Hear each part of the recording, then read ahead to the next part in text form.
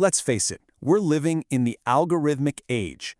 Unseen code is shaping just about everything, from our culture to our careers. But here's the thing, the old rules for success, they just don't apply anymore. To win now, you need a completely new playbook.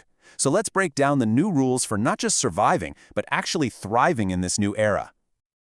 Okay, the first thing you have to get your head around is that the stakes have never been higher. This isn't about getting a little bit of an edge anymore. In the algorithmic age, the winners don't just win, they capture pretty much the entire market, leaving just scraps for everyone else.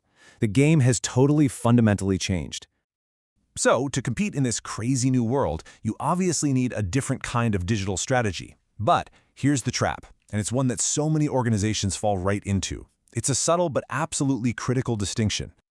And it's a really sobering thought, isn't it? The real danger isn't that you're going to fail, it's that you're going to succeed at all the wrong things. It's pouring a ton of effort and money into changes that are just too small and too safe to matter.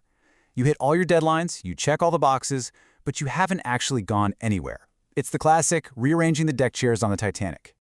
This brings us to the core conflict. On one side, you've got this trap of digital incrementalism. Small, safe little tweaks that feel productive, but at the end of the day, they just protect the past. And on the other side, you've got true digital transformation, the big, bold thinking and scaled investment you need to actually build the future. So the big question is, how do you avoid that trap? Well, it all starts with rule number 1. You have to escape the powerful gravity of your own past.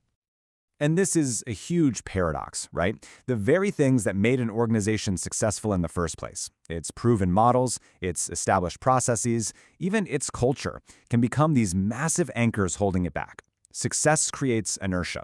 It makes it incredibly difficult to even see, let alone grab onto, new and totally different kinds of opportunities.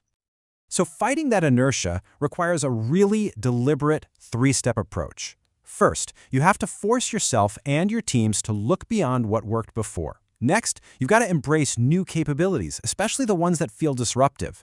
And finally, and honestly, this is the hardest part, you have to be willing to dismantle the rigid structures that are slowing you down. In this new era, agility is literally everything. All right, so let's say you've done it. You've started to create a more agile organization that's breaking free from its past. What's next? Well, you need fuel. And that brings us right to rule number 2, understanding what really powers the algorithm. We often think innovation in this space is all about having the fastest computers or the biggest R&D budget. But that's not the whole story, not even close. True algorithmic innovation, the kind that creates a real, lasting competitive advantage, requires something way more valuable: interesting data. Unique, proprietary, compelling data, that is the real fuel. This is basically the fundamental truth of the entire algorithmic age. You can have the most brilliant algorithm in the world, but if you train it on generic, low quality, or just plain boring data, guess what? You're going to get generic, low quality, and boring results. The quality and the uniqueness of your data, that is your ultimate competitive advantage. The good news here, especially for more established companies, is that you're probably sitting on a mountain of this fuel already. The key is to start treating it that way. This means data stops being just some IT function and becomes a core driver of your entire strategy. It means putting together teams that blend data science with real business vision. And it means you have to actively hunt for parts of your business that can be completely reinvented with algorithms.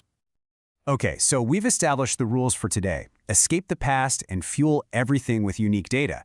But where is all of this heading in the long run? The final idea is a really provocative one, and it challenges the very nature of how we organize work itself. Because when you take these algorithmic technologies and you follow them to their logical conclusion, a truly radical question starts to emerge. What if the future of your company is no company at all? Yeah, I know, it sounds like something out of science fiction, right? But technologies are emerging that can automate the very things companies even exist to do, like manage trust, verify transactions, and enforce contracts. If code can do all that, then what's left? Parts of an organization, or maybe the whole thing, could one day just run completely on their own. So the ultimate takeaway here isn't just about transforming your company. It's about imagining a world where the company itself might be obsolete. So I want you to look at your own organization and ask this question. What parts of our work are just about coordinating trust? Because those are the exact parts an algorithm might do better, and probably sooner than you think.